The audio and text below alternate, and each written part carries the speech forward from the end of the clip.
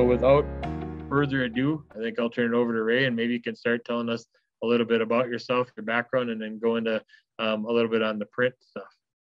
Okay, well, hey, I appreciate that, Keith. I'm not sure about galactic or not, but Intergalactic.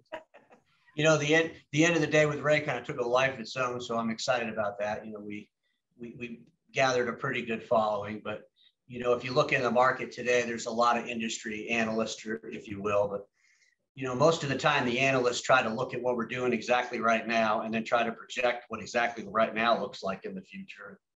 I try to look at what we're doing right now exactly and try to figure out how it doesn't work in the future. Right. So I think that's a little bit of the difference. But, the print industry obviously has changed drastically over the 30 years of my tenure. I started as a sales rep with Lanier Worldwide, Tampa market, carrying a copier on a cart that you put in the van and take it out and demo it and sell it to people. Interesting. You had customers that didn't even know what a print copy machine was, or they had no use for one, and we tried to sell it to them. That was exciting days. From there, I went on to own a dealership, sold a dealership, worked as a consultant with a print dealer as he was transitioning from print to IT services. And it was really through that transition that the light bulb went off, where you saw the value in delivering IT services as opposed to the value of print, or what the end users really pay for print in comparison to a total technology spend.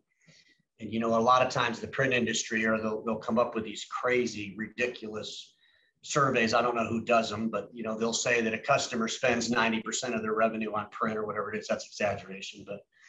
But in all reality, print represents probably about 1.2 to 1.5% of a customer's technology spend.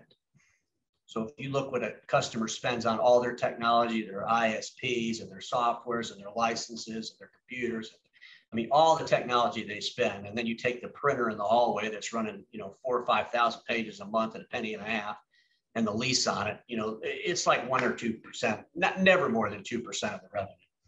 And so, we ran around as an industry trying to save people money on print. Was a big mantra with managed print services, and most of that was built really so we could control the consumable. If we could get them to sign a contract and we'd manage their printer for them, then we could give them the toner included, and we wouldn't have to worry about them buying a toner from somebody else.